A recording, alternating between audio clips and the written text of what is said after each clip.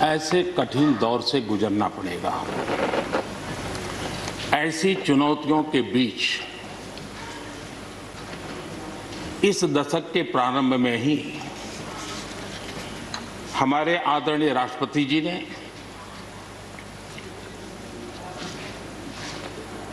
जो संयुक्त सदन में अपना उद्बोधन दिया, वो अपने आप में इस चुनौतियों भरे विश्व में एक नई आशा जगाने वाला, नया उमंग पैदा करने वाला और नया आत्मविश्वास पैदा करने वाला राष्ट्रपति जी का उद्बोधन रहा। आत्मनिर्भर भारत की राह दिखाने वाला और इस दशक के लिए एक मार्ग प्रशस्त करने वाला राष्ट्रपति जी का उद्बोधन रहा। आदरणीय सभापति जी, मैं राष्ट्रपति जी का तहे दिल से आभार व्यक्त करने के लिए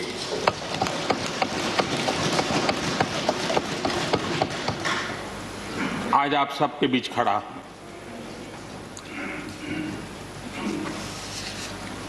राज्यसभा में करीब 13-14 घंटे तक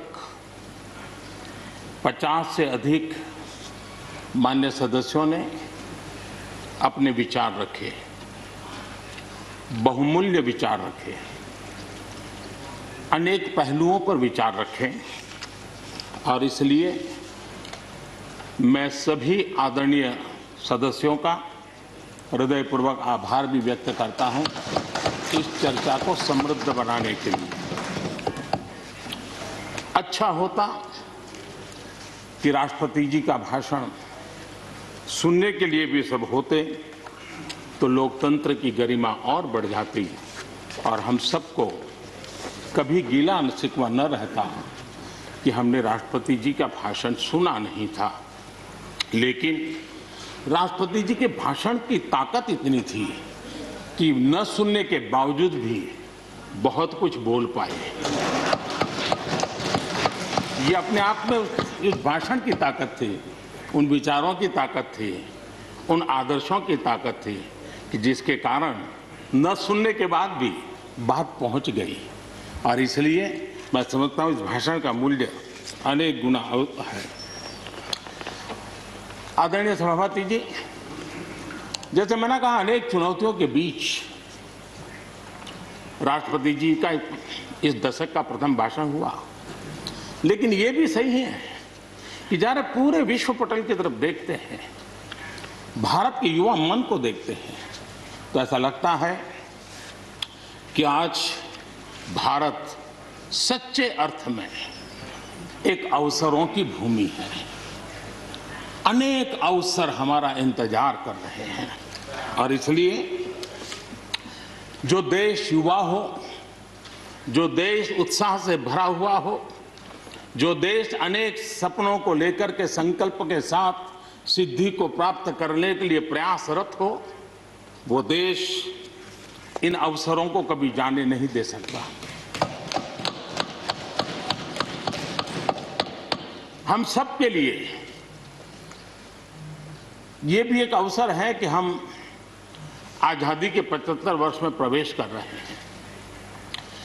ये अपने आप में एक प्रेरक अवसर है।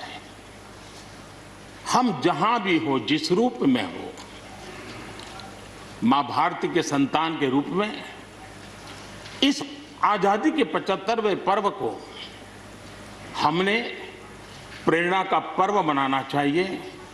देश को आने वाले वर्षों के लिए तैयार करने के लिए कुछ न कुछ कर गुजरने का होना चाहिए और 2047 में देश जब आजादी की शताब्दी मनाए तब हम देश को कहां तक ले जाएंगे, इन सपनों को बार बार हमने लेते रहना चाहिए। आज पूरे विश्व की नजर भारत पर है, भारत से अपेक्षाएं भी हैं और लोगों में एक विश्वास भी है कि अगर भारत ये कर लेगा, दुनिया की बहुतेक समस्याओं का समाधान वहीं से हो जाएगा। ये विश्वास आज दुनिया में भारत के लिए बड़ा है। आदरणीय सभापति जी, जब मैं अवसरों की चर्चा कर रहा हूं तब महाकवि मैथिली शरण गुप्त जी की कविता को मैं उद्घोषित करना चाहूंगा। गुप्त जी ने कहा था, अवसर तेरे लिए खड़ा है, अवसर तेरे लिए खड़ा है, फिर भी तू चुपचाप पड़ा है। अवसर तेरे लिए खड़ा है, फिर भी तू चुपचाप पड़ा है। तेरा कर्म क्षेत्र बड़ा है, तेरा कर्म क्षेत्र बड़ा है, पल पल है अनमोल, पल पल है अनमोल। अरे भारत उठ, अरे भारत उठ, आंखें खोल। ये मैथिली शरण गुप्त जी ने कहा था।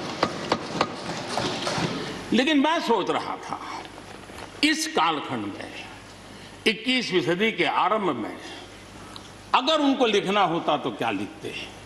मैं कल्पना करता था कि वो लिखते, अवसर तेरे लिए खड़ा है, अवसर तेरे लिए खड़ा है, तू आत्मविश्वास से भरा पड़ा है, तू आत्मविश्वास से भरा पड़ा है। हर बाधा, हर बाधा, हर बंदिश को तोड़, हर बाधा, हर बंदिश को तोड़। अरे भारत, अरे भारत, आत्मनिर्भरता के पथ पर दौड़, आत्मनिर्भरता के पथ पर दौड़।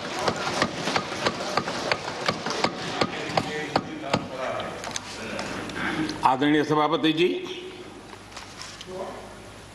कोरोना के दौरान किस प्रकार की वैश्विक परिस्थितियां बनी,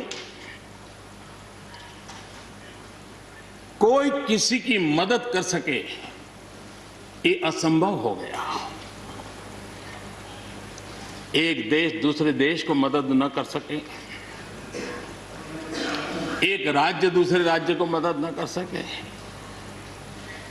यहां तक कि परिवार का एक सदस्य दूसरे परिवार की सदस्य की मदद न कर सके, वैसा माहौल कोरोना के कारण पैदा हुआ।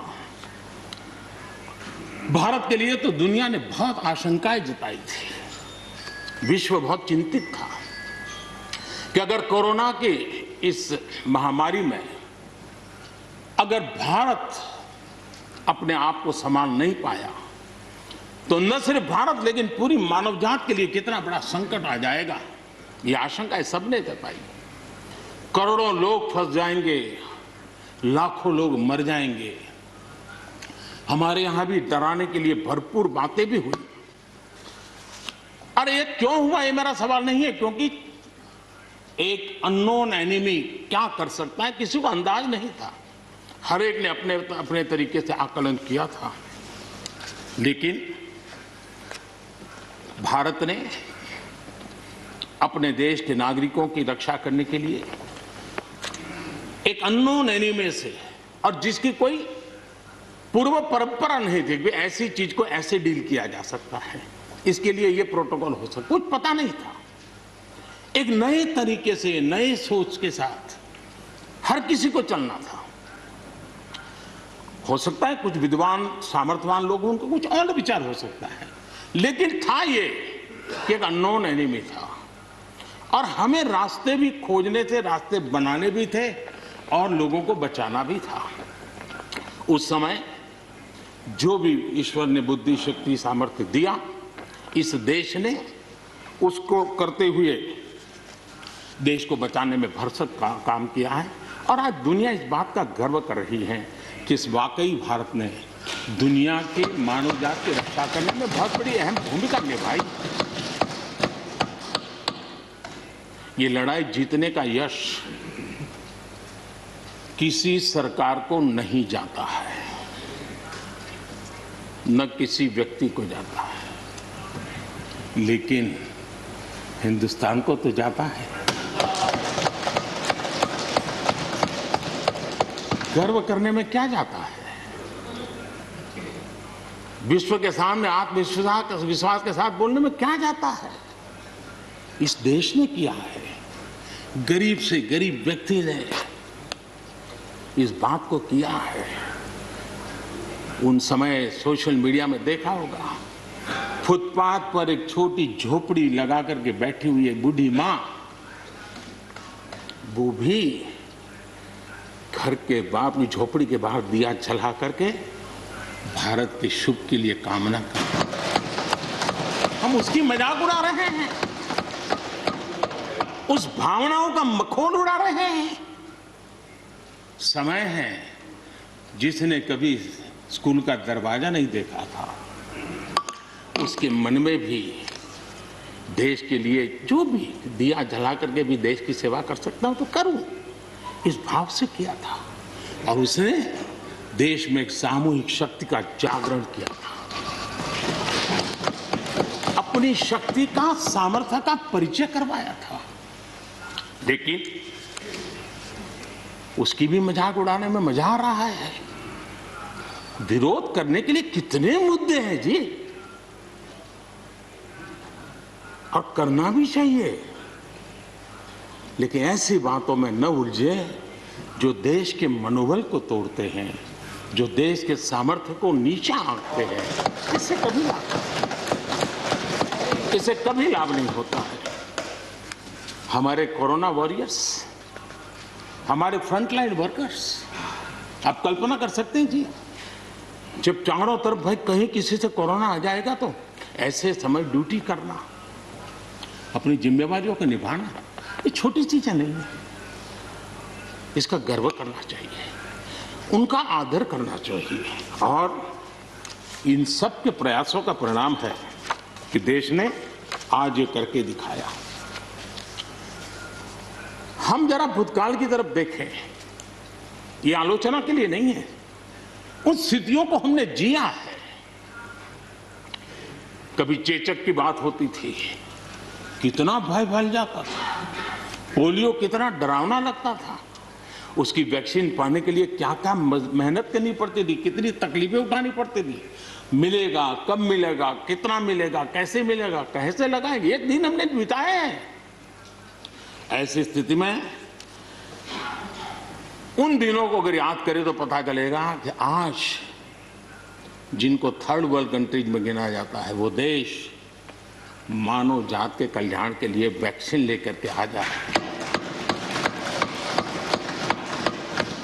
इतने कम समय में मिशन मोड में हमारे वैज्ञानिक भी जुटे रहे। ये मानव जात के इतिहास में भारत के योगदान एक गौरवपूर्ण गाथा है।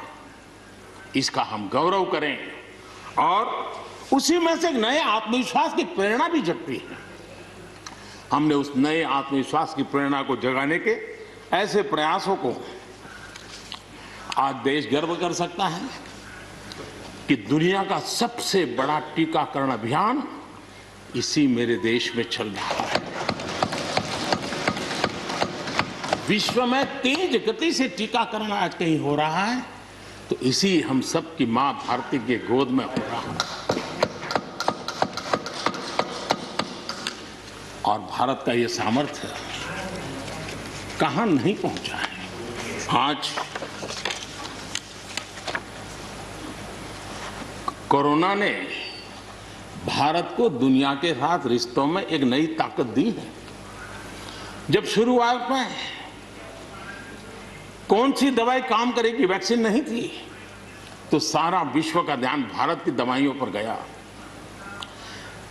विश्व में फार्मेसी के हब के रूप में भारत उभर करके आया। 150 देशों में दवाई पहुंचाने का काम उस संकट काल में भी इस देश ने किया है। मानव जात की रक्षा के लिए हम पीछे नहीं रहे। इतना ही नहीं, इन समय वैक्सीन के संबंध में भी विश्व बड़े गर्व के साथ कहता है कि हमारे पास भारत की वैक्सीन आ गई है, हमारे पास भारत की वैक्सीन आ गई है। हम सबको मालूम है कि दुनिया के बड़े बड़े अस्पताल में भी बड़े बड़े लोग भी जब ऑपरेशन कराने जाते हैं, कोई बड़े मेजर ऑपरेशन के लिए, और ऑपरेशन थिएटर में जाने के बाद प्रक्रिया शुरू होने के पहले उसकी आंखें ढूंढती है कि कोई हिंदुस्तानी डॉक्टर है कि नहीं है। और जैसे ही एकाध टीम के अंदर एकाध भी हिंदुस्तानी डॉक्टर दिखता है ना, उसका विश्वास हो जाता है अब ऑपरेशन। ये देश ने कमाया है, इसका हमें गर्व होना चाहिए। और इसलिए इसी गर्व को लेकर के हम आगे बढ़ रहे हैं। इस कोरोना में जैसे वैश्विक संबंधों में भारत ने अपनी एक विशिष्ट पहचान बनाई है, अपना स्थान बनाया है, वैसे ही भारत ने हमारे फेडरल स्ट्रक्चर को इस कोरोना के कालखंड में हमारी अंतर्भूत ताकत क्या है, संकट के समय हम कैसे मिलकर के काम कर सकते हैं, एक ही दिशा में सब शक्तियां लगा करके हम कैसे प्रयास कर सकते हैं, ये केंद्र और राज्य ने मिलकर के करके दिखाया है। मैं राज्यों को भी, क्योंकि इस सदन में राज्यों की अपनी फ्लेवर होती है और इसलिए इस सदन में तो मैं विशेष रूप से राज्यों का भी अभिनंदन करता हूं और कोऑपरेटिव फेडरलिज्म को ताकत देने का काम, इस कोरोना के संकट को अवसर में पलटने का काम हमारे सभी ने किया है। इसलिए सब कोई अभिनंदन के अधिकारी हैं। यहां पर लोकतंत्र को लेकर के काफी उपदेश दिए गए, बहुत कुछ कहा गया और लेकिन मैं नहीं मानता हूं कि जो बातें बताई गई हैं देश का कोई भी नागरिक इस पर भरोसा करेगा। भारत का लोकतंत्र ऐसा नहीं है कि जिसकी खाल हम इस प्रकार से उधेड़ सकते हैं। ऐसी गलती हम न करें। और मैं श्रीमान डेरेक जी की बात सुन रहा था, बढ़िया बढ़िया शब्दों का प्रयोग हो रहा था, फ्रीडम ऑफ स्पीच,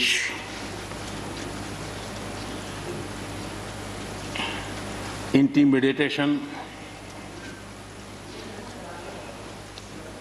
हाउडिंग। जब शब्द सुन रहा था तो लग रहा था कि अब बंगाल की बात बता रहे हैं कि देश की बता रहे हैं।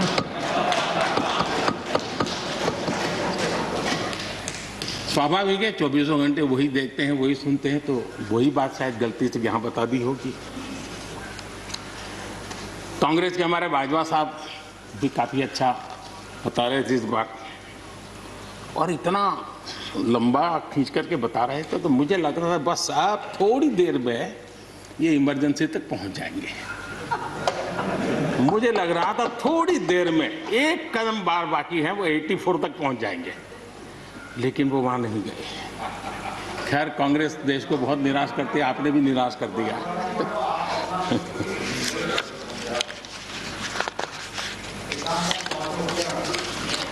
माननीय सभापति जी, मैं एक कोट इस सदन के सामने रखना चाहता हूं और खास करके लोकतंत्र पर जो लोग शक उठाते हैं, भारत की मूलभूत शक्ति पर जो शक उठाते हैं, उनको तो मैं विशेष आग्रह से कहूंगा कि इसको समझने का प्रयास करें। हमारा लोकतंत्र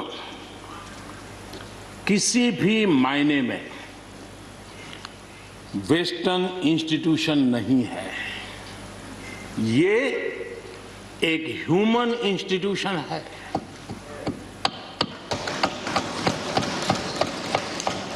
भारत का इतिहास लोकतांत्रिक संस्थानों के उदाहरणों से भरा पड़ा है।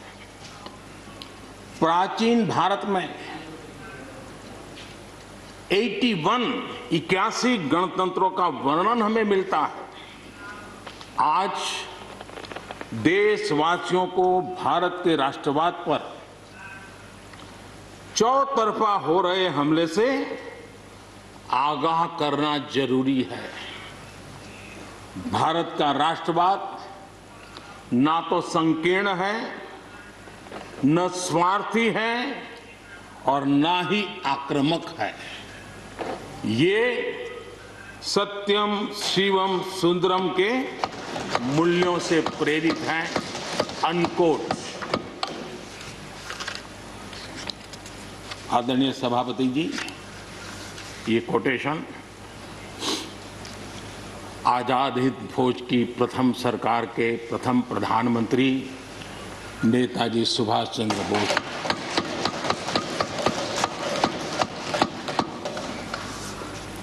और संयोग है कि 125वीं जयंती आज हम मना रहे हैं, लेकिन दुर्भाग्य इस बात का है कि जाने अनजाने में हमने नेताजी की इस भावना को, नेताजी के इन विचारों को, नेताजी के इन आदर्शों को भुला दिया।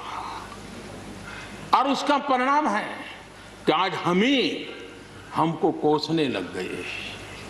मैं तो कभी कभी हैरान हो जाता हूं। दुनिया जो हमें कोई शब्द पकड़ा देती है, हम भी उसको पकड़ करके चल पड़ते हैं। दुनिया की सबसे बड़ी डेमोक्रेसी, दुनिया की सबसे बड़ी डेमोक्रेसी, दुनिया की सबसे बड़ी डेमोक्रेसी सुनते हैं, हमको भी अच्छा लगता है। हाँ यार, भारत विश्व की सबसे बड़ा लोकतंत्र। लेकिन हमने अपने युवा पीढ़ी को ये सिखाया नहीं कि भारत ये मदर ऑफ डेमोक्रेसी है, ये लोकतंत्र की जननी है। हम सिर्फ बड़ा लोकतंत्र है ऐसा नहीं है, यह देश लोकतंत्र की जननी है। ये बात हमें हमारी आने वाली पीढ़ियों को सिखानी होगी और हमें गर्व से इस बात को बोलना होगा, क्योंकि हमारे पूर्वजों ने विरासत हमें दी है। भारत की शासन व्यवस्था डेमोक्रेटिक है। सिर्फ इसी वजह से हम लोकतांत्रिक देश नहीं है। भारत की संस्कृति, भारत के संस्कार, भारत की परंपरा, भारत का मन लोकतांत्रिक है और इसलिए हमारी व्यवस्था लोकतांत्रिक है। ये है इसलिए ये है ऐसा नहीं है, मूलतः हम लोकतांत्रिक हैं इसलिए ये है। और ये कसौटी भी हो चुकी है देश की। आपातकाल के उन दिनों को याद कीजिए, न्यायपालिका का हाल क्या था, मीडिया का क्या हाल था, शासन का क्या हाल था। सब कुछ जेल खाने में परिवर्तित हो चुका था, लेकिन इस देश के संस्कार, इस देश का जनमन जो लोकतंत्र के रंगों से रंगा हुआ था, उसको कोई हिला नहीं पाया था। मौका मिलते ही उसने लोकतंत्र को प्रस्थापित कर दिया। ये लोगों की ताकत, ये हमारे संस्कारों की ताकत है, ये लोकतांत्रिक मूल्यों की ताकत है। मुद्दा ये नहीं है कौन सरकार नहीं, मैं उसकी चर्चा नहीं कर रहा हूं और न ही मैं ऐसी चीजों में अपना समय लगाने के लिए यहां आप लोगों ने मुझे बिठाया है। हमें लोकतांत्रिक मूल्यों की रक्षा करते हुए आगे बढ़ना है। आत्मनिर्भर भारत के संबंध में भी चर्चा हुई। मैं हमारे साथी धर्मेंद्र प्रधान जी के बहुत ही अभ्यासपूर्ण और आत्मनिर्भर भारत की हमारी दिशा क्या है उसका विख्यात विस्तृत उन्होंने बयान किया है। लेकिन एक बात सही है कि आर्थिक क्षेत्र में भी आज भारत की जो एक पहुंच बन रही है, कोरोना काल में दुनिया के लोग निवेश के लिए तरस रहे हैं, सारी बातें बाहर आ रही हैं, लेकिन भारत है जहां रिकॉर्ड निवेश हो रहा है। सारे तथ्य बता रहे हैं कि अनेक देशों की अर्थस्थिति डामाडोल है,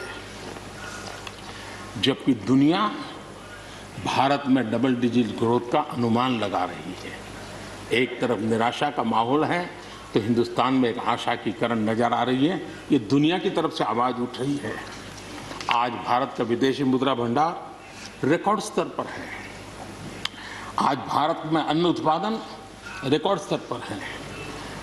भारत आज दुनिया में दूसरा बड़ा देश है जहां पर इंटरनेट यूजर है। भारत में आज हर महीने 4 लाख करोड़ रुपए का लेन देन डिजिटली हो रहा है, यूपीआई के माध्यम से हो रहा है, यूपीआई के माध्यम से। याद कीजिए, यहाँ के इसी सदन के भाषण में सुन रहा था 2 साल 3 साल पहले, लोगों के पास मोबाइल कहाँ है, टिकना कहाँ है, लोग डिजिटल कैसे करेंगे। ये देश की ताकत देखिए, हर महीने 4 लाख करोड़ रुपए भारत मोबाइल फोन के निर्माता के रूप में दुनिया का दूसरा सबसे बड़ा देश बना है। भारत में रिकॉर्ड संख्या में स्टार्टअप्स, यूनिकॉर्न्स, और जिसका विश्व में जय जयकार होने लगा है, इसी धरती पर हमारी युवा पीढ़ी कर रही है। रिन्यूएबल एनर्जी के क्षेत्र में विश्व के पहले 5 देशों में हमने अपनी जगह बना ली है और आने वाले दिनों में हम ऊपर ही चढ़ते जाने वाले हैं। जल हो, थल हो, नभ हो, अंतरिक्ष हो,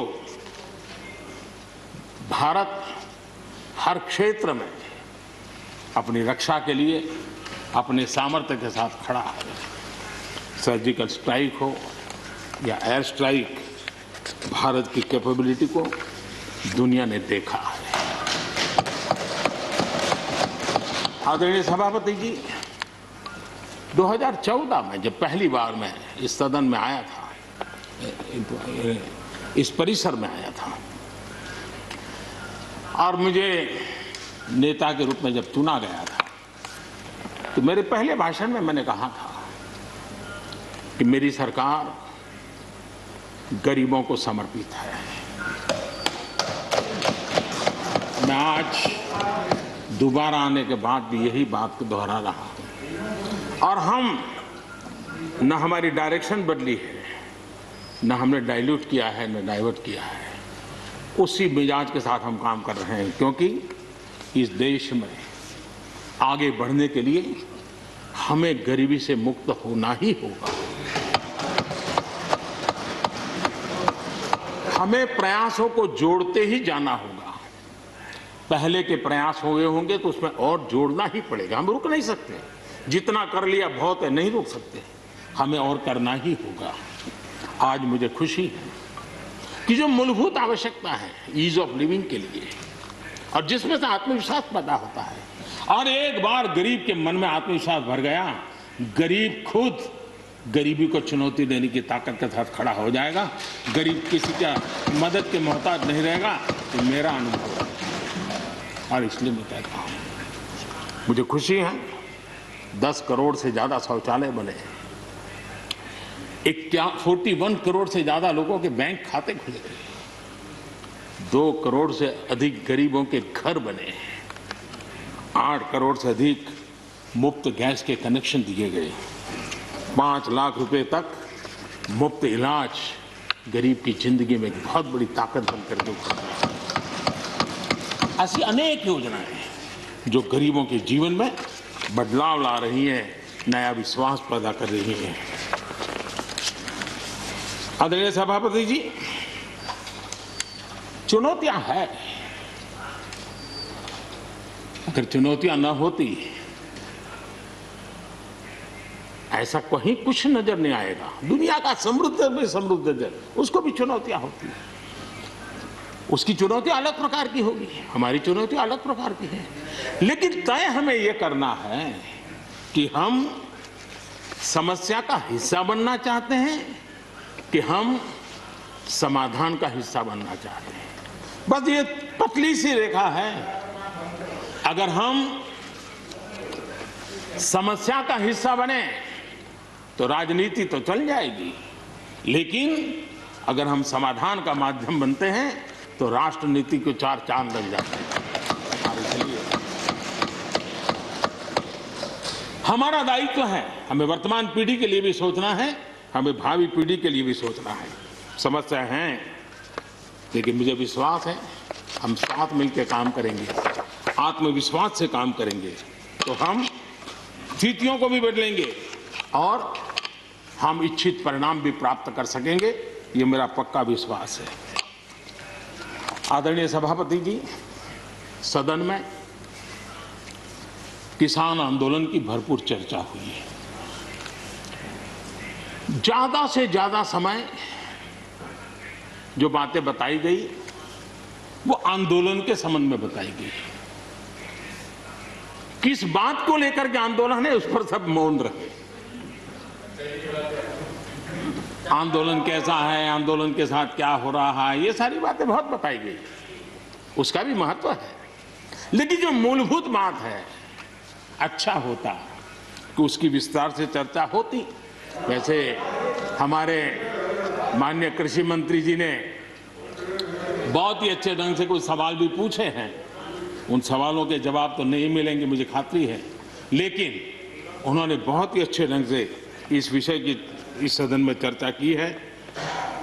मैं आदरणीय देवेगौड़ा जी का बहुत आभारी हूं कि उन्होंने इस पूरी चर्चा को एक गांधीर्य दिया और उन्होंने सरकार के जो अच्छे प्रयास है उसकी सराहना भी की, क्योंकि वो किसानों के लिए समर्पित रहे हैं जीवन भर, और उन्होंने इस सरकार के प्रयासों की सराहना भी की और उन्होंने अच्छे सुझाव भी दिए। मैं आदरणीय देवेगौड़ा जी का हृदय से आभार व्यक्त करता हूं। आदरणीय सभापति जी, खेती की मूलभूत समस्या क्या है, उसकी जड़ें कहां है, मैं आज पूर्व प्रधानमंत्री चौधरी चरण सिंह जी ने जो विस्तार से वो बताया था उसी का जिक्र करना चाहता हूं। बहुत लोग हैं जो चौधरी साहब की विरासत संभालने का गर्व करते हैं, वो जरूर इस बात को समझने का शायद प्रयास करेंगे। वो अक्सर 1970-71 जो एग्रीकल्चर सेंसस हुआ था उसका जिक्र उनकी भाषण में हमेशा आता था और उल्लेख करते थे। चौधरी चरण सिंह जी ने क्या कहा था, उनका कोट है, किसानों का सेंसस लिया गया तो 33% किसान ऐसे हैं जिनके पास जमीन 2 बीघे से कम है, 2 बीघे नहीं है, 2 बीघे तक है, 2 बीघे से कम। 18% जो किसान कहलाते हैं उनके पास 2 बीघे से 4 बीघे जमीन है, यानी आधा हेक्टर से 1 हेक्टर, ये 51% किसान है। ये चाहे कितनी मेहनत करे अपनी छोटी सी जमीन पर इनकी गुजर ईमानदारी से उसमें हो नहीं सकती। ये चौधरी चरण सिंह जी का कोट है।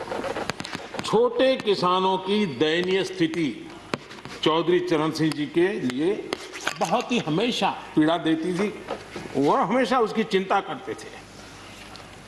अब हम आगे देखें, ऐसे किसान जिनके पास 1 हेक्टर से भी कम जमीन होती है, 1971 में वे 51% थे, आज 68% हो चुके हैं। यानी देश में ऐसे किसानों की संख्या बढ़ रही है जिनके पास बहुत थोड़ी सी जमीन है। आज लघु और सीमांत किसानों की मिलाएं तो 86% ज्यादा किसान के पास 2 हेक्टर से भी कम जमीन है, और ऐसे किसानों की संख्या 12 करोड़ है।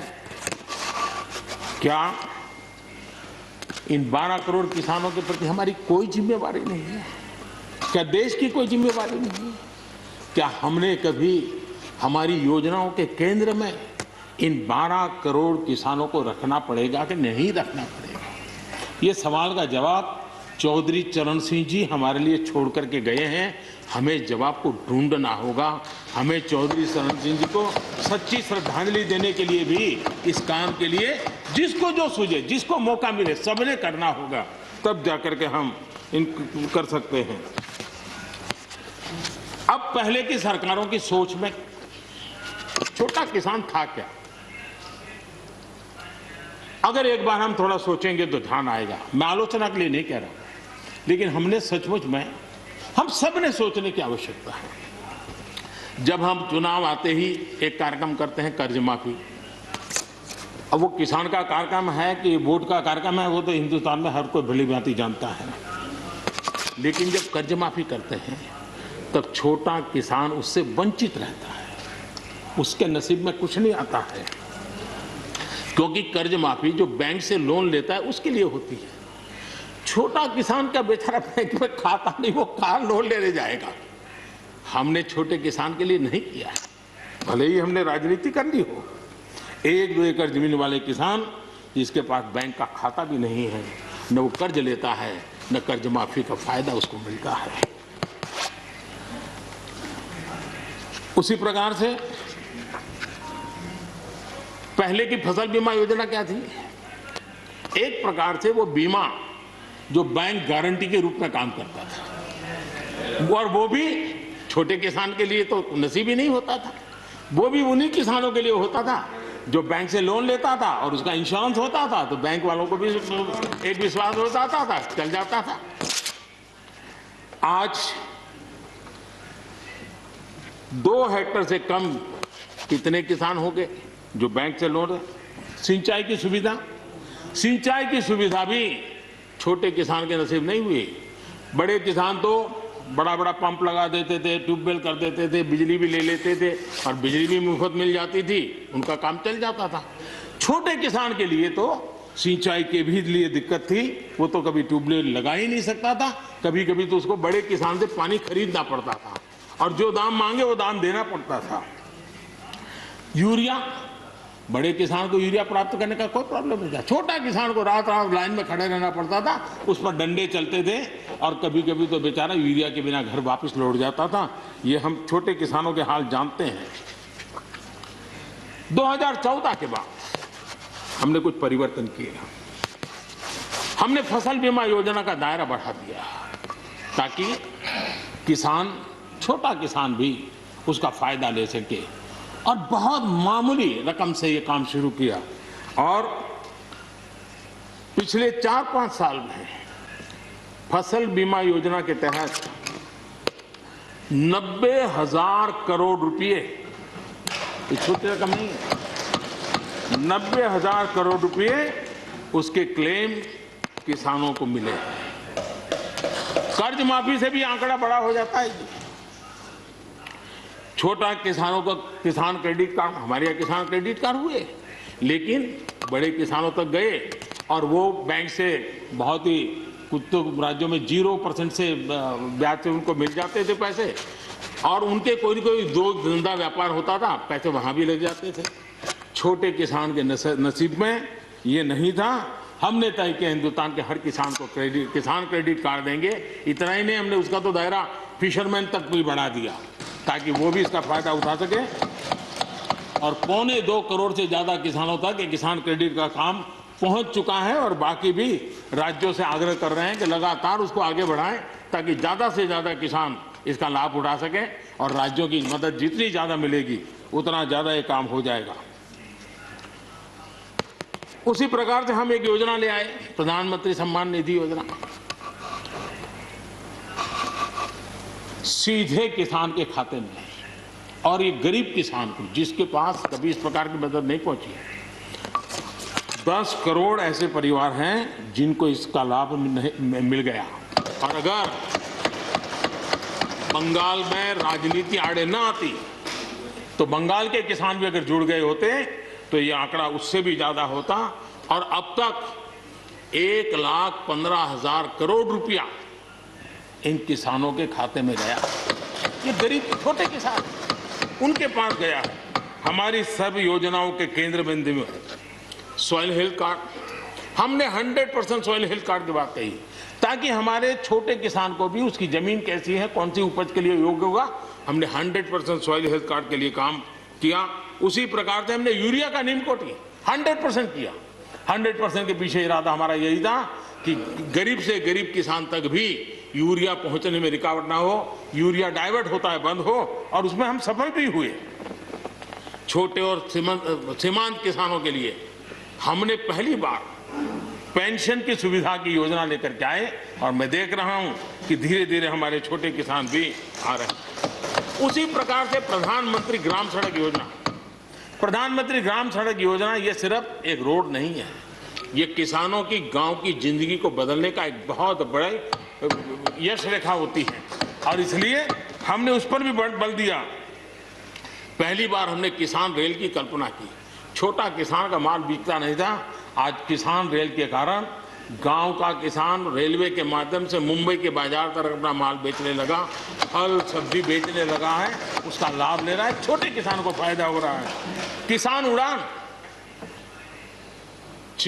उड़ान के द्वारा हवाई जहाज से अब जैसे हमारे नॉर्थ ईस्ट इतनी बढ़िया चीजें, लेकिन ट्रांसपोर्टेशन सिस्टम के अभाव में वहां का किसान हमारा बेनिफिट नहीं ले पाता था, आज उसको किसान उड़ान योजना का लाभ मिल रहा है। छोटे किसानों की परेशानियों से हर कोई परिचित है। समय समय पर उनके सशक्तिकरण की मांग भी उठी है। हमारे आदरणीय शरद पवार जी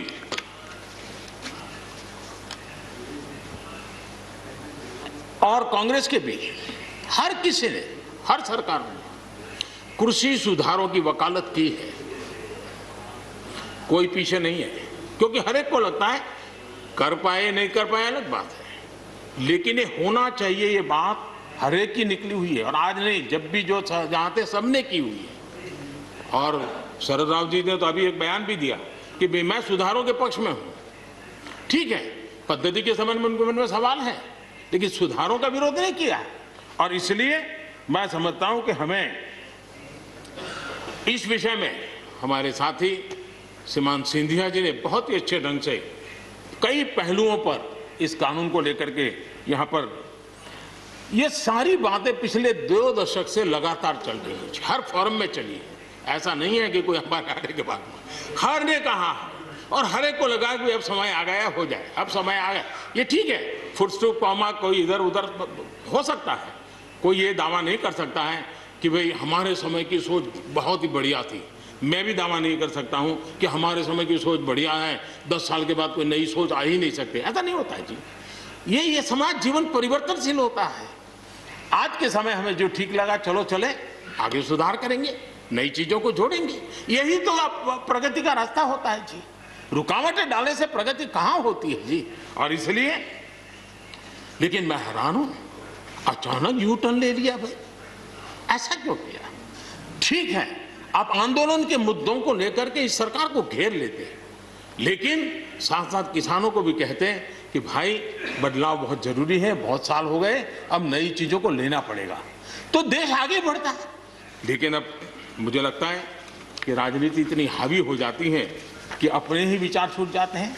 लेकिन जो ये सब कर रहे हैं अच्छा है। आदरणीय डॉक्टर मनमोहन सिंह जी यहाँ मौजूद है, मैं उन्हीं का एक कोट आज पढ़ना चाहता हूँ। हो सकता है जो यू टर्न कर रहे हैं वो मेरी बात माने या न माने, मनमोहन सिंह जी की तो बात जरूर मानेंगे। There are other rigidities because of the whole marketing regime set up in the 1930s, which prevent our farmers from selling their produce where they get the highest rate of return. It is our intention to remove all those handicaps which come in the way of India realizing its vast potential as one large common market. ये आदरणीय मनमोहन सिंह जी का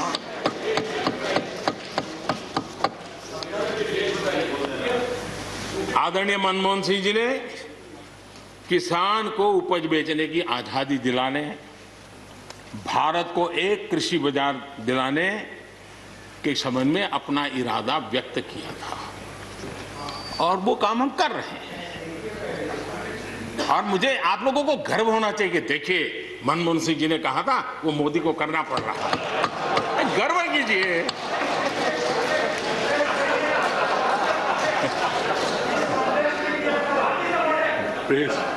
please. और मजा ये है कि जो लोग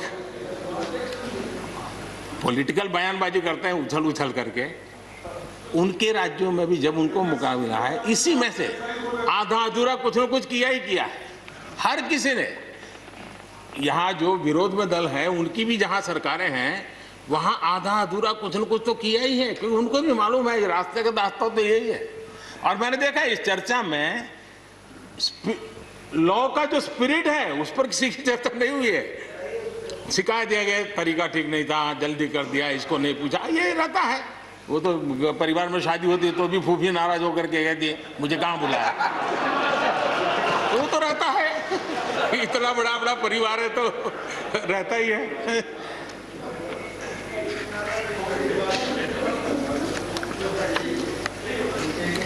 हम कुछ और बातों की ओर भी ध्यान दें। अब देखिए,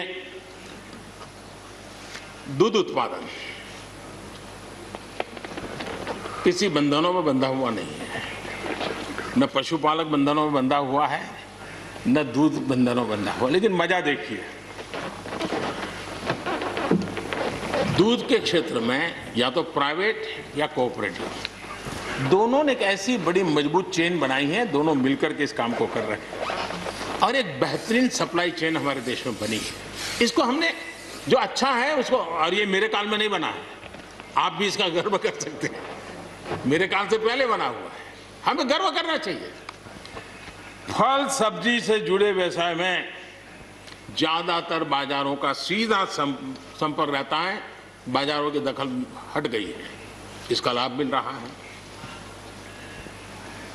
क्या डेयरी वाले, फल सब्जी खरीदने वाले उद्यमी, पशुपालकों की किसान, क्या जमीन पर कब्जा हो जाता है उनका? पशुपालन पर, पशु पे कब्जा हो जाता है? नहीं होता, दूध बिकता है, पशु नहीं बिकता है जी। हमारे देश में डेयरी उद्योग का योगदान कृषि अर्थव्यवस्था के कुल मूल्य में 28% से भी ज्यादा है। यानी इतना बड़ा हम एग्रीकल्चर की चर्चाएं करते हैं, इस पहलू को हम भूल जाते हैं। 28% कंट्रीब्यूशन है और करीब करीब 8 लाख करोड़ रुपयों का कारोबार है। जितने रुपये का दूध होता है उसका मूल्य अनाज और दाल दोनों मिला ले तो उससे ज्यादा है। हम कभी इस तरफ देखते ही नहीं है। पशुपालकों को पूरी आजादी, अनाज और दाल पैदा करने वाले छोटे और सीमांत किसानों को जैसे पशुपालक को आजादी मिली है, इनको आजादी क्यों नहीं मिलनी चाहिए? और इन सवालों के जवाब हम ढूंढेंगे तो हम सही रास्ते पर चलेंगे। आदरणीय सभापति जी,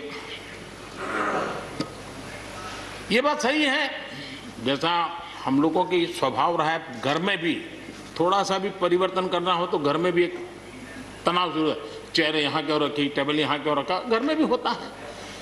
इतना बड़ा देश है और जिस प्रकार की परंपराओं से हम पले बड़े हैं, तो ये मैं स्वाभाविक मानता हूँ। जब भी कोई नई चीज आती है तो थोड़ा बहुत रहता ही हमारे यहाँ, क्योंकि असमंजस की स्थिति भी रहती है।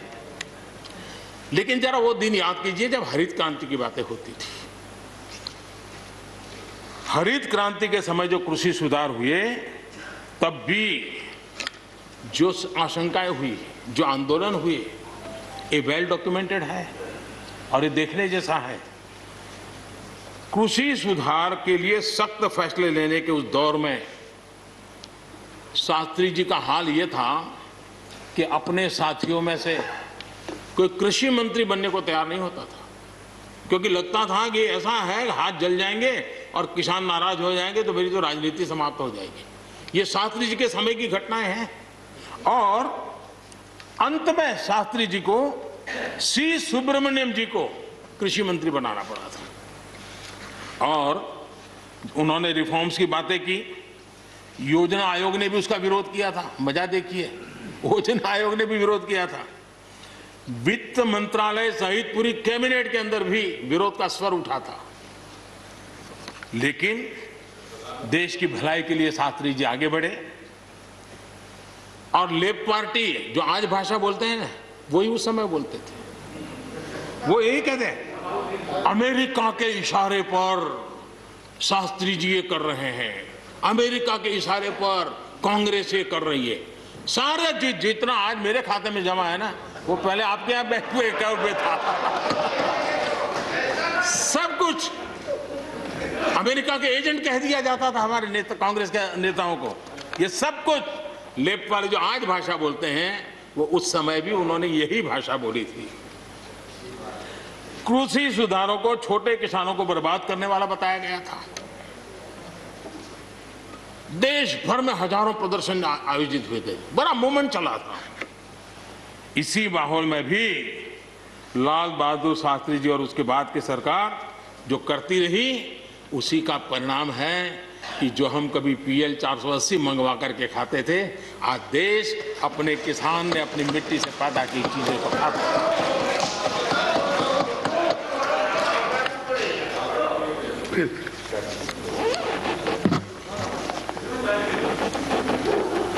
रिकॉर्ड उत्पादन के बावजूद भी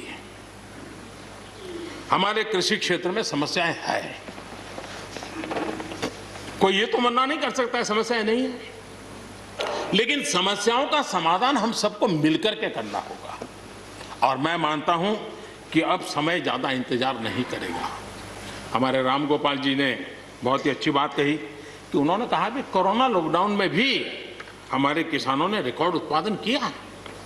सरकार ने भी बीज, खाद, सारी चीजें कोरोना काल में भी पहुंचाने में कोई कमी नहीं होने दी, कोई संकट नहीं आने दिया, और उसका सामूहिक परिणाम मिला कि देश के पास यह भंडार भरा रहा। उपज की रिकॉर्ड खरीदी भी इस कोरोना काल में ही हुई। तो मैं समझता हूं कि हमने नए नए उपाय खोज करके आगे बढ़ना होगा। और जैसा मैंने कहा, कोई भी हम कई कानून है, हर कानून में 2 साल 5 साल के बाद, कभी 2 महीने 2-3 महीने के बाद सुधार करते ही करते हैं।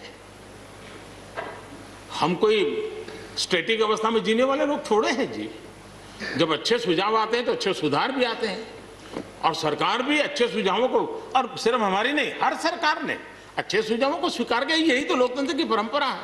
और इसलिए अच्छा करने के लिए अच्छे सुझावों के साथ, अच्छे सुधारों की तैयारी के साथ हम सबको आगे बढ़ना चाहिए। मैं आप सबको निमंत्रण देता हूं, आइए हम देश को आगे ले जाने के लिए, कृषि क्षेत्र की समस्याओं का समाधान करने के लिए आंदोलनकारियों को समझाते हुए हमने देश को आगे ले जाना होगा।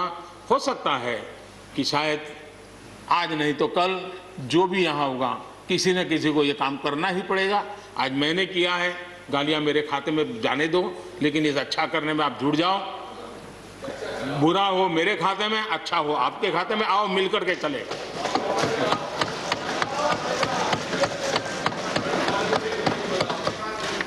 और मैं लगातार, हमारे कृषि मंत्री जी लगातार किसानों से बातचीत कर रहे हैं, लगातार मीटिंगें हो रही हैं, और अभी तक कोई तनाव पैदा नहीं हुआ है। एक दूसरे की बात को समझने का, समझाने का प्रयास चल रहा है। और हम लगातार आंदोलन से जुड़े लोगों से प्रार्थना करते हैं कि आप आंदोलन करना आपका हक है, लेकिन इस प्रकार से बुजुर्ग लोग वहाँ बैठे, ये ठीक नहीं है। आप उनको सबको ले जाइए, आप आंदोलन को खत्म कीजिए। आगे बढ़ने के लिए मिल बैठ करके चर्चा करेंगे, रास्ता खुले है। ये सब हमने कहा है। मैं आज भी इस सदन से माध्यम से भी निमंत्रण देता हूँ। आदरणीय सभापति जी, ये बात निश्चित है, हमारी खेती को खुशहाल बनाने के लिए फैसले लेने का ये समय है। इस समय को हमने गंवा नहीं देना चाहिए। हमें आगे बढ़ना चाहिए, देश को पीछे नहीं ले जाना चाहिए। पक्ष हो, विपक्ष हो, आंदोलनरत साथी हो, इन सुधारों को हमने मौका देना चाहिए, और एक बार देखना चाहिए कि इस परिवर्तन से हमें लाभ होता है कि नहीं होता है। कोई कमी हो तो उसको ठीक करेंगे, और कहीं ढिलाई है तो उसको कसेंगे। ऐसा तो है नहीं कि सब दरवाजे बंद कर दिए बस। और इसलिए मैं कहता हूं, मैं विश्वास दिलाता हूं कि मंडियां अधिक आधुनिक बने, अधिक प्रतिस्पर्धी होगी। इस बार बजट में भी उसके लिए हमने प्रावधान किया है। इतना ही नहीं, एमएसपी है, एमएसपी था, एमएसपी रहेगा। इस सदन की पवित्रता समझे हम। जिन 80 करोड़ से अधिक लोगों को सस्ते में राशन दिया जाता है, वो भी कंटिन्यू रहेगा। इसलिए मेहरबानी करके भ्रम फैलाने के काम में हम न जुड़े, क्योंकि हमको देश ने एक विशिष्ट जिम्मेवारी दी है। किसानों की आय बढ़ाने के जो दूसरे उपाय हैं, उन पर भी हमें बल देने की जरूरत है। आबादी बढ़ रही है, परिवार के अंदर सदस्यों की संख्या बढ़ रही है, जमीन के टुकड़े छोटे होते जा रहे हैं। ऐसी स्थिति में हमें कुछ न कुछ ऐसा करना ही होगा ताकि किसानी पर बोझ कम हो और हमारे किसान के परिवार के लोग भी रोजी रोटी कमाने के लिए, उनके लिए हम और अवसर उपलब्ध करा सकें। इनकी तकलीफों को दूर करने के लिए हमने काम करना होगा। और मैं मानता हूं कि हम अगर देर कर देंगे, हम अगर अपने ही राजनीतिक समीकरणों में फंसे रहेंगे, तो हम किसानों को अंधकार की तरफ धकेल देंगे। कृपा करके हमें उज्जवल किसानों के उज्जवल भविष्य के लिए इससे बचना चाहिए। मैं सबसे प्रार्थना करता हूं, हमें इस बात की चिंता करनी होगी।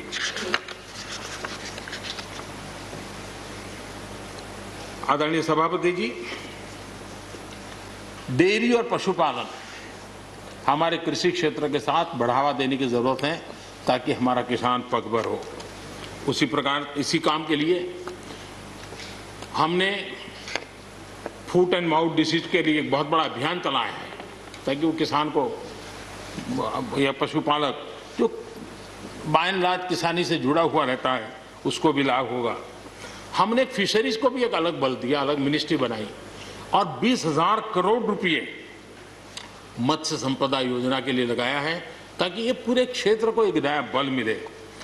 स्वीट रिवॉल्यूशन, भारत में बहुत संभावनाएं हैं और इसलिए भारत ने किसान, उसके लिए बहुत जमीन की जरूरत नहीं, अपने ही खेत के कोने में वो कर दें तो भी साल में 40,000, 50,000, लाख रुपया, 2 लाख रुपया कमा लेगा वो। और इसलिए हम स्वीट रिवॉल्यूशन, शहद के लिए, हनी के लिए, उसी प्रकार से बी वैक्स, दुनिया में बी वैक्स की मांग है, भारत बी वैक्स एक्सपोर्ट कर सकता है। हमने उसके लिए एक माहौल बना और किसान के खेत में ही छोटे किसान होगा तो एक कोने में वो एक नई कमाई कर सकता है। हमने इसको जोड़ना होगा। और मधुमक्खी पालन के लिए कोई सैकड़ों एकड़ जमीन की जरूरत नहीं है, वो आराम से अपने यहाँ कर सकता है। सोलर पंप, सोलर हम कहते हैं अन्नदाता ऊर्जादाता बने, उसके खेत में ही वो अपने सोलार सिस्टम से ऊर्जा भी पैदा करे, सोलार पंप चलाए, अपनी पानी की आवश्यकता को पूरी करे, उसके खर्च को, बोझ को बंद करे और फसल एक लेता है तो 2 ले, 2 लेता है तो 3 ले। क्रॉप पैटर्न में बदल करना है तो बदल कर सके, उसकी दिशा में हम जा सकते हैं। और एक बात है, भारत की ताकत ऐसी समस्याओं के समाधान करने की और नए रास्ते खोजने की रही है, आगे भी खुलेंगे। लेकिन कुछ लोग हैं जो भारत अस्थिर रहे, अशांत रहे, इसे लगातार कोशिशें कर रहे हैं। हमें इन लोगों को जानना होगा। हम ये न भूलें कि पंजाब के साथ क्या हुआ। जब बंटवारा हुआ, सबसे ज्यादा भुगतना पड़ा पंजाब को। जब 84 के दंगे हुए, सबसे ज्यादा आंसू बहे पंजाब के, सबसे ज्यादा दर्दनाक घटनाओं का शिकार होना पड़ा पंजाब को।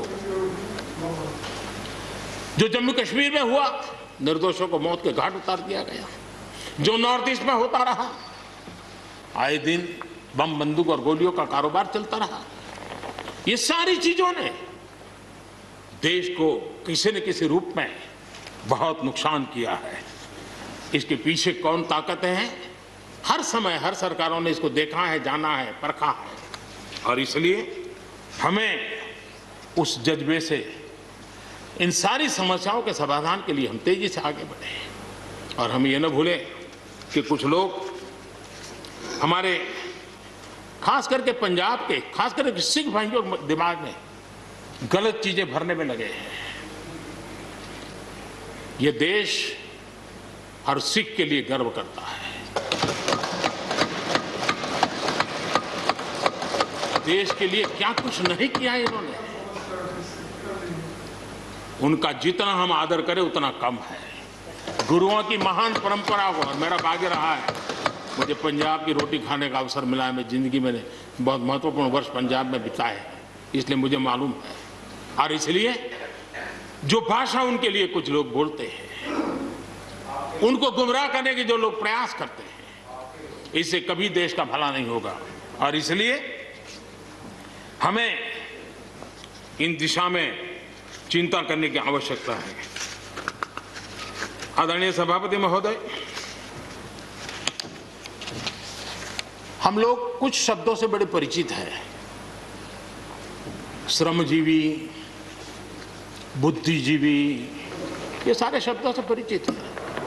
लेकिन मैं देख रहा हूं कि पिछले कुछ समय से इस देश में एक नई जमात पैदा हुई है, एक नई बिरादरी सामने आई है, और वो है आंदोलनजीवी। ये जमात आप देखोगे, वकीलों का आंदोलन है वो ना वहां नजर आएंगे, स्टूडेंट का आंदोलन है वो वहां नजर आएंगे, मजदूर का आंदोलन है वो वहां नजर आएंगे, कभी पर्दे के पीछे कभी पर्दे के आगे। एक पूरी टोली है जी जो आंदोलनजीवी है। वो आंदोलन के बिना जी नहीं सकते हैं और आंदोलन से जीने के लिए रास्ते खोजते रहते हैं।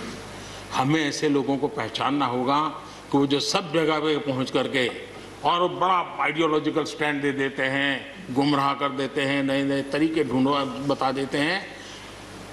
देश आंदोलनजीवी लोगों से बचे, इसके लिए हम सबको, और ये उनकी ताकत है। उनका क्या है, खुद खड़ा नहीं कर सकते चीजें, किसी की चल रही तो जाके बैठ जाते हैं, वो अपना जो जितने दिन चले चल जाता है उनका। ऐसे लोगों को पहचानने की बहुत आवश्यकता है। ये सारे आंदोलनजीवी परजीवी होते हैं।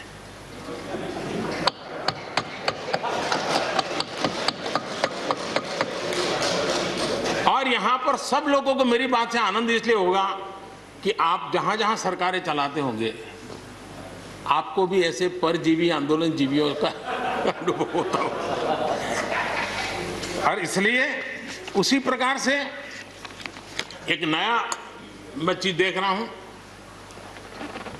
देश प्रगति कर रहा है, हम एफडीआई की बात कर रहे हैं, फॉरेन डायरेक्ट इन्वेस्टमेंट, लेकिन मैं देख रहा हूं इन दिनों एक नया एफडीआई मैदान में आया है। ये नए एफडीआई से देश को बचाना है जी। एफडीआई चाहिए, फॉरेन डायरेक्ट इन्वेस्टमेंट, लेकिन ये जो नया एफडीआई नजर का आ रहा है, ये नए एफडीआई से जरूर बचना होगा। और ये नया एफडीआई है foreign destructive ideology, foreign destructive ideology. और इसलिए इस एफडीआई से देश को बचाने के लिए हमने और जागरूक रहने की जरूरत है। आदरणीय सभापति जी, हमारे देश के विकास के लिए ग्रामीण अर्थव्यवस्था, इसका अपना एक मूल्य है। ग्रामीण अर्थव्यवस्था हमारे आत्मनिर्भर भारत का एक अहम स्तंभ है। आत्मनिर्भर भारत ये किसी सरकार का कार्यक्रम नहीं हो सकता है और होना भी नहीं चाहिए। ये 130 करोड़ देशवासियों के संकल्प होने चाहिए। हमें गर्व होना चाहिए और इसमें कोई दुविधा नहीं होनी चाहिए। और महात्मा गांधी जैसे महापुरुषों ने हमें यही रास्ता दिखाया था। अगर हम वहां से थोड़े हट गए हैं तो वापस उस पटरी पर आने की जरूरत है और आत्मनिर्भर भारत के रास्ते पर हमको बढ़ना ही होगा। गांव और शहर की खाई को अगर हमें पाटना है तो उसके लिए भी हमें आत्मनिर्भर भारत की ओर बढ़ना ही होगा। और मुझे विश्वास है कि हम उन बातों को लेकर के जब आगे बढ़ रहे हैं तो हमारे देश के सामान्य मानवी का विश्वास बढ़े। जैसे अभी प्रश्नोत्तर काल के अंदर जल जीवन मिशन की चर्चा हो रही थी। इतने कम समय में 3 करोड़ परिवारों तक घर में पीने का पानी पहुंचाने का नल कनेक्शन देने का काम हो चुका है। आत्मनिर्भरता तभी संभव जब अर्थव्यवस्था में सभी की भागीदारी हो। हमारी सोनल बहन ने अपने भाषण में बहनों बेटियों की भागीदारी पर फोकस करने की उन्होंने विस्तार से चर्चा की। कोरोना काल में चाहे राशन हो, आर्थिक मदद हो या मुफ्त गैस सिलेंडर, सरकार ने हर तरह से एक प्रकार से हमारी माताओं बहनों को असुविधा ना हो इसकी पूरी चिंता करने का प्रयास किया है और उन्होंने एक शक्ति बनकर के इन चीजों को संभालने में मदद भी की है। जिस तरह इस मुश्किल परिस्थिति में हमारे देश की नारी शक्ति ने बड़े धैर्य के साथ परिवार को संभाला, परिस्थितियों को संभाला है, कोरोना के इस लड़ाई में हर परिवार की मातृशक्ति की बहुत बड़ी भूमिका रही है और उनका मैं जितना धन्यवाद करूं उतना कम। बहनों बेटियों का हौसला और मैं समझता हूं कि आत्मनिर्भर भारत में अहम भूमिका हमारी माताएं बहनें निभाएगी, मुझे पूरे विश्वास है। आज युद्ध क्षेत्र में भी हमारी बेटियों की भागीदारी बढ़ रही है। नए जो लेबर कोड बनाए हैं उसमें भी बेटियों के लिए हर सेक्टर में काम करने के लिए समान वेतन का हक दिया गया है। मुद्रा योजना से 70% जो लोन ली गई हैं वो हमारी बहनों के द्वारा ली गई हैं, यानी एक प्रकार से एडिशन। करीब 7 करोड़ महिलाओं की सहभागिता से 60 लाख से ज्यादा सेल्फ हेल्प ग्रुप आज आत्मनिर्भर भारत के प्रयासों को एक नई ताकत दे रहे हैं। भारत की युवा शक्ति पर हम जितना जोर लगाएंगे, हम जितने अवसर उनको देंगे, मैं समझता हूं कि वो हमारे देश के लिए, भविष्य के लिए, उज्जवल भविष्य के लिए एक मजबूत नींव बनेंगे। जो राष्ट्रीय एजुकेशन पॉलिसी आई है उस राष्ट्रीय एजुकेशन पॉलिसी में भी हमारी युवा पीढ़ी के लिए नए अवसर देने का प्रयास हुआ है और मुझे खुशी है कि एक लंबा अरसे समय गया एजुकेशन पॉलिसी पर चर्चा में, लेकिन उसकी स्वीकृति जिस प्रकार से देश में हुई है एक नया विश्वास पैदा किया है और मुझे विश्वास है कि नई एजुकेशन पॉलिसी, नई राष्ट्रीय शिक्षा नीति हमारे देश के लिए एक नए तरीके से पढ़ने का विचार दिखा आगे। हमारा एमएसएमई सेक्टर, रोजगार के सबसे ज्यादा अवसर एमएसएमई सेक्टर को मिल रहे हैं और जब कोरोना काल में जो स्टिमुलस की बात हुई उसमें भी एमएसएमई पर पूरा ध्यान दिया गया और उसी का परिणाम है कि आर्थिक रिकवरी में आज हमारे एमएसएमई बहुत बड़ी भूमिका निभा रहे हैं और हम इसको आगे बढ़ा रहे हैं।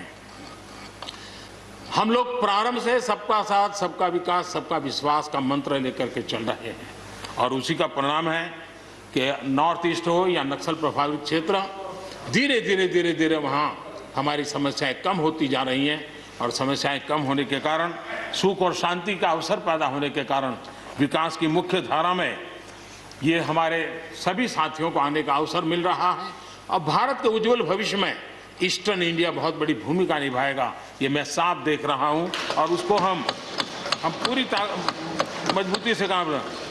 मैं आदरणीय गुलाम नबी जी को सुन रहा था, वैसे भी बड़ी मृदुता, सौम्यता और कभी भी कटु शब्द का उपयोग न करना ये गुलाम नबी जी की विशेषता रही है और मैं मानता हूं कि हम सभी जो सांसदगण हैं उन्होंने उनसे ये सीखने जैसी चीज़ है और इसलिए मैं उनका आदर भी करता हूं। और उन्होंने जम्मू कश्मीर में जो चुनाव हुए उसकी तारीफ की। उन्होंने कहा कि बहुत लंबे समय से, और उन्होंने ये भी कहा कि मेरे दिल में जम्मू कश्मीर विशेष है और स्वाभाविक भी है, उनके दिल में ये होना, पूरे हिंदुस्तान के दिल में जम्मू कश्मीर उसी भाव से भरा पड़ा हुआ है। जम्मू कश्मीर आत्मनिर्भर बनेगा उस दिशा में हमारा, वहाँ पंचायत के चुनाव हुए, बीडीसी के चुनाव हुए, डीडीसी के चुनाव हुए और इन सब की सराहना गुलाम नबी जी ने की है। इस प्रशंसा के लिए मैं आपका बहुत आभारी हूँ, लेकिन मुझे डर लगता है, आपने प्रशंसा की,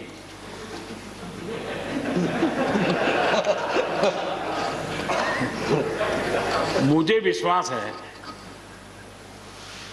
कि आपकी पार्टी वाले इसको उचित स्पिरिट में लेंगे। गलती से G23 की राय मान करके कुछ उल्टा न कर दे।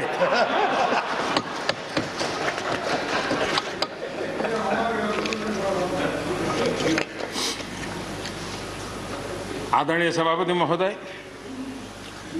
कोरोना के चुनौतीपूर्ण दौर में सीमा पर भी चुनौती देने की कोशिश हुई। हमारे वीर जवानों के हौसले और कुशलता ने सटीक जवाब दिया है। हर हिंदुस्तानी के इस बात का गर्व है। मुश्किल परिस्थितियों में भी हमारे जवान डट करके खड़े रहे हैं। तमाम साथियों ने भी हमारे जवानों के शौर्य की सराहना की है, मैं उनका आभारी हूं। LAC पर जो स्थिति बनी है उस पर भारत का रुख बहुत स्पष्ट है और देश इसको भली भांति देख भी रहा है और गर्व भी कर रहा है। बॉर्डर इंफ्रास्ट्रक्चर और बॉर्डर सिक्योरिटी को लेकर हमारी प्रतिबद्धता में किसी प्रकार की ढील आने का सवाल ही नहीं होता है, गुंजाइश ही नहीं है। और जो लोग हमारा लालन पालन और हमारे विचारों का हमारा उछेर देखते हैं वो कभी इस विषय में हमें सवाल ही नहीं करेंगे। उनको मालूम है हम इसके लिए डटे हुए रहने वाले लोग हैं और इसलिए हम इन विषयों में कहीं पर भी पीछे नहीं हैं। आदरणीय सभापति जी, इस सदन की उत्तम चर्चा के लिए मैं सबका धन्यवाद करते हुए आखिर में एक मंत्र का उल्लेख करते हुए अपनी वाणी को मैं विराम दूंगा। हमारे यहाँ वेदों में एक महान विचार प्राप्त होता है, वो हम सब के लिए 130 करोड़ देशवासियों के लिए ये मंत्र अपने आप में बहुत बड़ी प्रेरणा है। वेदों का ये मंत्र कहता है, अयुतो अहम, अयुतो में आत्मा, अयुतो अहम, अयुतो में आत्मा, अयुतम में चक्षुः, अयुतम श्रोत्रम, अयुतो अहम, अयुतो में आत्मा, अयुतम में चक्षुः, अयुतम श्रोत्रम।